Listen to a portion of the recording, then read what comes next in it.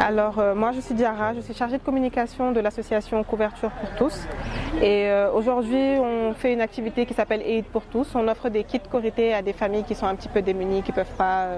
forcément s'offrir de quoi faire une bonne fête en fait. Et du coup on leur offre des kits où il y a du poulet, des pommes de terre, des oignons, de l'huile, du riz et du jus. Dañu am benn pôle bu tudd prospection action sociale ñoom ñooy woo ñi nga xam ne par exemple membre ci association bi dañ leen di woo ne leen par exemple sama koñ am na kenn koo xam ne war na ko mën a soxla sinon li ci des dañuy dem ci quartier yi ñuy wax défavorisé dem def fa prospection par exemple quartier bi dañ fi ñëw xamuñu fi kenn forcément ñu ñëw laajte imam bi mu wax ñu par exemple telle famille dinañ ko soxla ñu dem rencontrer leen et on leur dit que dinañ leen indil dara pour jàppale leen ci Korité ren dem nañ Parcelles dem nañ Ouest Foire dem nañ ñu ngi dem Diamaguène fii Hann Santhie la Yeumbeul Kër Massar Diacksao Dieuppeul HLM Grand Médine. Ñu def appel de dons sur les réseaux sociaux donc il y a on a reçu à peu près 2 millions de francs CFA de dons de personnes extérieures à l'association et aussi internes et c'est grâce à ça qu'on a fait 111 kits yu ñu offrir aux familles. Si tout le monde participe dañuy def cotisation boo xam ne moom la ñëpp di joxe par exemple à partir de 2000 francs ku ci nekk loo am moom ngay joxe autour de ça en fait déjà on fonctionne sur ça suñu caisse foofu lay jógee et si en plus là pour ay actions yi nga xam ne comme dafa mag financement bi dafa gën a mag dañuy soxla plus de financement en fait moo tax ñuy def appel aux dons. ñoo choisir li ñuy soxla par rapport à li nga xam ne boo nekkoon sa kër moom ngay soxla pour sa fête en fait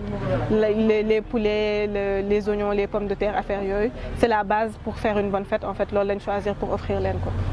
waaw ñoom de ñëw nañu fi ñu ne dañu bëgg a di famille yoo xam ni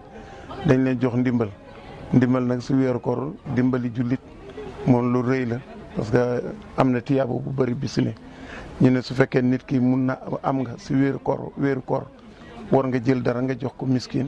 pour mu dogee ko soo amut même su dee genn wala tàndarma nga dind nga jox ko nit ki mu lekk tim ne tiyaaba la si pour yow wala su duloo nga tànk pour ndaal nga ne ko am nga dogee ko loolu yëpp ngineel la surtout nag ña xam ne dañu def lim ceeb bi ak mbuus yi ak ginaar yi nga xam ne moom la ñuy joxe maanaam ñooñu ñu ngi dem si Korité loolu daf leen di jàppale dimbal leen si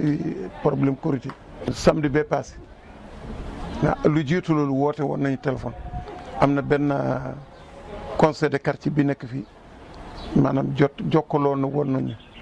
ba kooku wax ma dañuy ñëw fii mais nag samedi bee passé ñu ñëw fii ñu expliqué mais nag affaire bi fan la tàmbalee wóoruma xaw ma ko waaye ñoom ñu ne daaw am na lu ñu defoon waaye lu tuuti la woon ren nag ñu ngi def fii 10 personnes am na feneen fu ñu def yeneen 10 personnes loolu man daal noonu laa leen gisee samedi passé laa leen commencé gis ñu ànd ak na chef de quartier bi ak délégué de quartier bi ñoom ñu ñëw fii conseil de quartier bi ñu ànd ñu ñëw fii ñu toog fii ñu waxtaan ñun nañ leen defal liste comme 10 familles yoo xam ne dinañ leen jàppale si problème jul rafet la kay dañ ko rafetlu kay.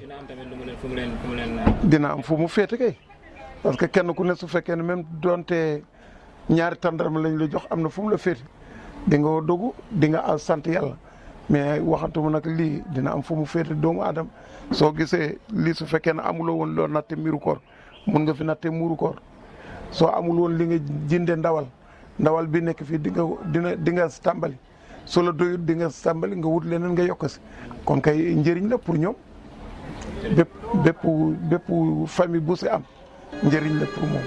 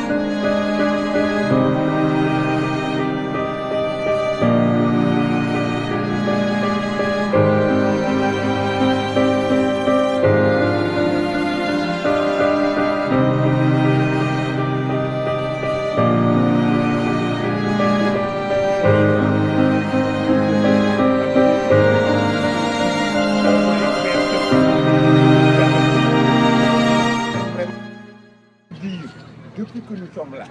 c'est la première fois qu'on reçoit un lot en forme de solidarité et dans un mois aussi bénéfique.